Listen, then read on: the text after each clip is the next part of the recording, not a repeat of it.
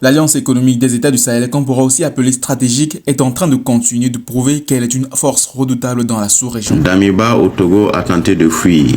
Nous, ce qu'on dit et ce qu'on défend, nous irons où nous avons des facilités et où nous pensons que nous pouvons avoir quelque chose. Vous voyez des gens comme Assimi Goïta, Ibrahim Traoré et le général Tchani, ils sont toujours en quoi? En treillis. C'est-à-dire c'est des combattants. Ils auraient pu. J'avais vu quelqu'un d'autre qui était aussi officier et qui avait fait coup d'état, il a commencé à porter des costumes là. Damiba. Je tiens à faire cette vidéo pour soutenir nos frères du Togo. Non, c'est à Abidjan qu'on a offert les costumes. Il a commencé à porter des costumes. En fait, j'ai dit... Ce qu'on nous on peut faire de nous-mêmes là, il faut le faire. Les autorités togolais ont dit niet, no boozing. Tu n'iras nulle part.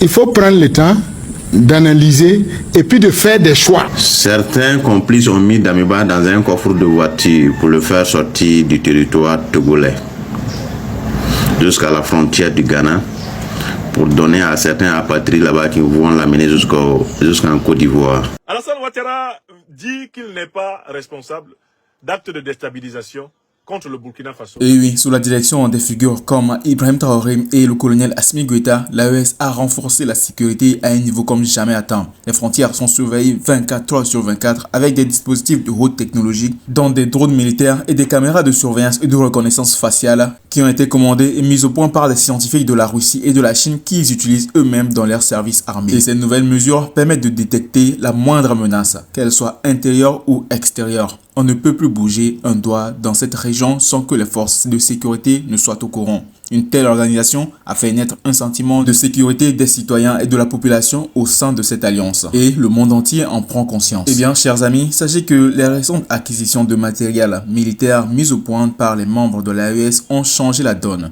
Des systèmes de défense aérien, des véhicules blindés, des radars de haute précision renforçant la capacité de réponse immédiate en cas de qu'est-ce qu'il y a. Et oui, chère population de l'AES, vous pouvez désormais vous sentir en sécurité car le capitaine Ibrahim Traoré en particulier a supervisé l'implantation d'une stratégie de défense qui combine technologie de force humaine et d'intelligence artificielle. Désormais donc, chaque frontière est merveilleusement en sécurité et chaque poste de contrôle est équipé de derniers équipements. Et quoi comme félicitations quand les grandes puissances elles-mêmes observent cette montée en puissance avec appréhension et appréciation. Selon certaines personnes, cette analyse estime que l'AES pourrait bientôt devenir l'une des plus grandes forces de sécurité en Afrique de l'Ouest. Un endroit où la population n'aurait rien à craindre car il y aura de la sécurité. Vous n'êtes pas sans savoir que les dirigeants de ces pays sont tous des militaires qui sont au pouvoir. Et comme tout bon militaire, ils ont été entraînés pour maintenir la sécurité dans leur pays. Alors d'après vos chers amis, quoi de mieux qu'un militaire à la tête du pays pour garder et maintenir en sécurité la population. Et ce qui étonne les gens, c'est la coordination et la coopération sans faille entre les pays membres qui fait trembler les adversaires.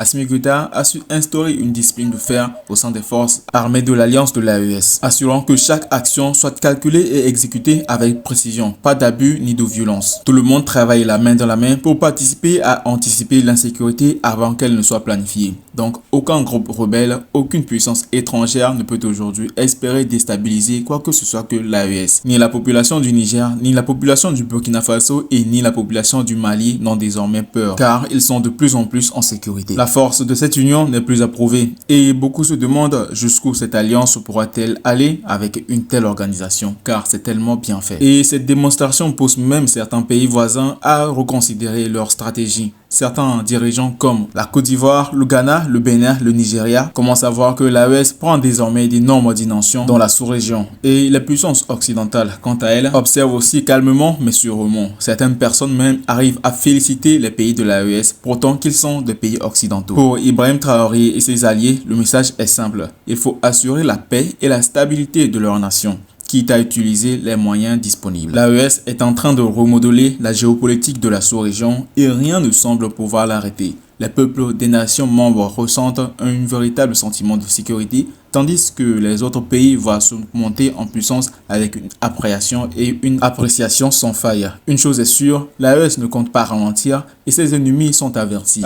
Quand il a appris que Ibrahim Traoré, le nouveau dirigeant du Burkina Faso, était en discussion avec les autorités togolaises pour peut-être l'extrader vers Ouagadougou. Ceux qui ne sont pas au courant, depuis quelques mois maintenant, je tire la sonnette d'alarme. en révélant qu'un plan de déstabilisation est organisé, orchestré, supervisé par la France depuis Lomé, Togo, au domicile de Paul-Henri Damiba, qui est le chef de ce réseau, de ce plan pour déstabiliser le Burkina, à la tête d'un groupe de terroristes qui utilisent l'uniforme de l'armée burkinabé pour commettre des crimes contre l'humanité au Burkina Faso, pour ensuite accuser le régime d'Ibrahim Traoré d'être incompétent. Apprenant que une discussion était en cours pour être extradé au Burkina Faso, ce dernier a tout simplement décidé de prendre la poudre d'escampette. Les complices l'ont chargé dans le coffre d'un véhicule, direction le Ghana. Malheureusement pour lui, il y a des militaires qui ont signalé le plan. Arrivé à la frontière, selon les informations que j'ai reçues, des policiers ont découvert Paul-Henri Damiba, monsieur quelque chose, dans le coffre d'une voiture. Une voiture qui tentait de le ramener au Ghana, et il a été interpellé dans la ville d'Aflao, reconduit ensuite à Lomé, et la sécurité, paraît-il, a été renforcée. Et selon nos informations, le plan de Paul-Henri Damiba pour s'enfuir vers le Ghana consistait, dans un premier temps, à rejoindre le Ghana où l'attendait une équipe détachée par Abidjan qui allait ensuite le conduire directement en Côte d'Ivoire, dans la capitale d'Abidjan, et de là-bas, une autre équipe allait s'organiser pour ensuite l'exfiltrer vers la France pour service rendu à la nation française avec un faux motif en France pour aller se soigner. Manque de chance pour lui, il s'est fait mettre la main dessus. Maintenant, la question que les gens vont se poser. L'Alliance économique et stratégique, AES, a atteint un niveau de sécurité jamais vu auparavant dans la sous-région. Sous la direction de leaders comme Ibrahim Traoré et Assimi Goïta, cette alliance a renforcé non seulement la défense des frontières, mais a aussi modernisé ses systèmes de surveillance et de renseignement. L'objectif est clair, prévenir toute menace extérieure et intérieure et maintenir un contrôle total sur les mouvements suspects. Rien n'échappe aux services de sécurité de l'AES qui travaillent de manière ultra efficace avec une coopération sans faille entre les nations membres. La technologie est au cœur de cette avancée sécuritaire. Des drones de dernière génération patrouillant les frontières, équipés de caméras thermiques et de systèmes de reconnaissance faciale. Les forces de sécurité sont mieux entraînées, mieux armées et prêtes à intervenir en quelques minutes en cas de danger. De plus, des accords avec des partenaires internationaux permettent à l'AES d'accéder aux dernières innovations militaires et technologiques. Tout cela contribue à faire de l'AES une véritable forteresse, intimidante pour quiconque oserait défier l'Alliance. La sous-région est désormais un bastion de stabilité grâce à l'AES.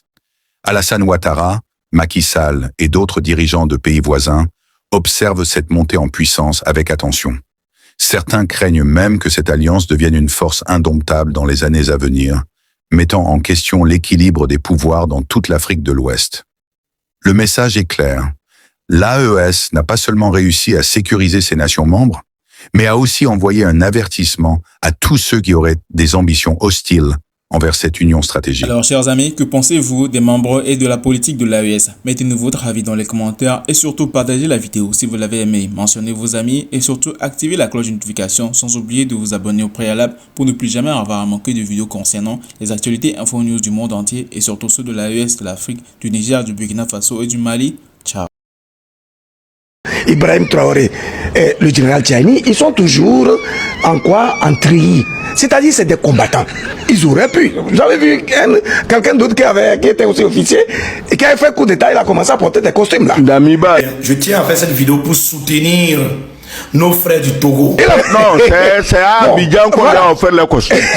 Il a commencé à porter des costumes. En fait, j'ai dit... Ce que nous on peut faire de nous-mêmes là, il faut le faire. Les autorités togolais ont dit niet, no bousing. Tu n'iras nulle part. Il faut prendre le temps d'analyser et puis de faire des choix. Certains complices ont mis Damiba dans un coffre de voiture pour le faire sortir du territoire togolais.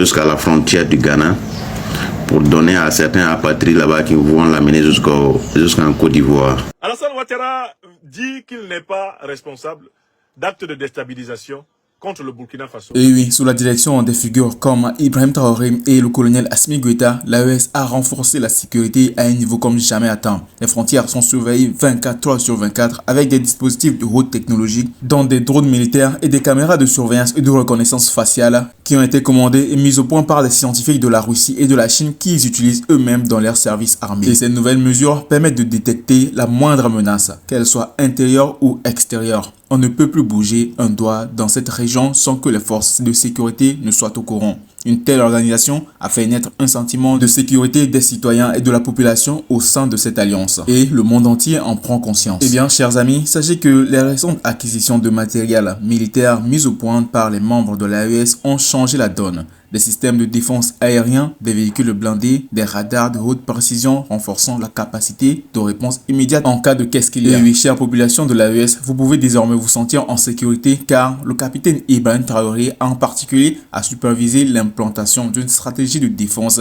qui combine technologie de force humaine et d'intelligence artificielle. Désormais donc, chaque frontière est merveilleusement en sécurité et chaque poste de contrôle est équipé de derniers équipements. Et quoi comme félicitations quand les grandes puissances elles-mêmes observent cette montée en puissance avec appréhension et appréciation. Selon certaines personnes, cette analyse estime que l'AES pourrait bientôt devenir l'une des plus grandes forces de sécurité en Afrique de l'Ouest. Un endroit où la population n'aurait rien à craindre car il y aura de la sécurité. Vous n'êtes pas sans savoir que les dirigeants de ces pays sont tous des militaires qui sont au pouvoir. Et comme tout bon militaire, ils ont été entraînés pour maintenir la sécurité dans leur pays. Alors d'après vos chers amis, quoi de mieux qu'un militaire à la tête du pays pour garder et maintenir en sécurité la population? Et ce qui étonne les gens, c'est la coordination et la coopération sans faille entre les pays membres qui fait trembler les adversaires. Assimi Goïta a su instaurer une discipline de fer au sein des forces armées de l'alliance de l'AES, assurant que chaque action soit calculée et exécutée avec précision, pas d'abus ni de violence. Tout le monde travaille la main dans la main pour participer à anticiper l'insécurité avant qu'elle ne soit planifiée.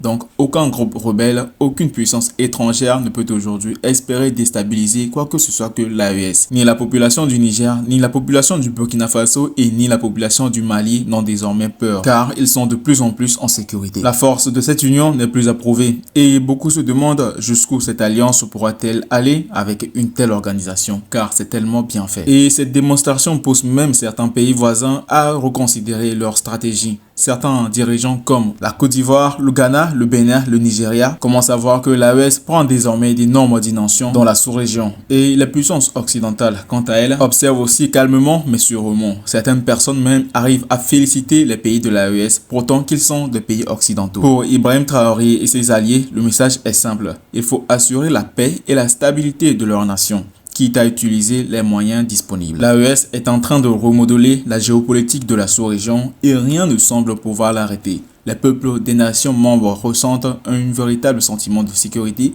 tandis que les autres pays voient se monter en puissance avec une appréhension et une appréciation sans faille. Une chose est sûre, l'AES ne compte pas ralentir et ses ennemis sont avertis.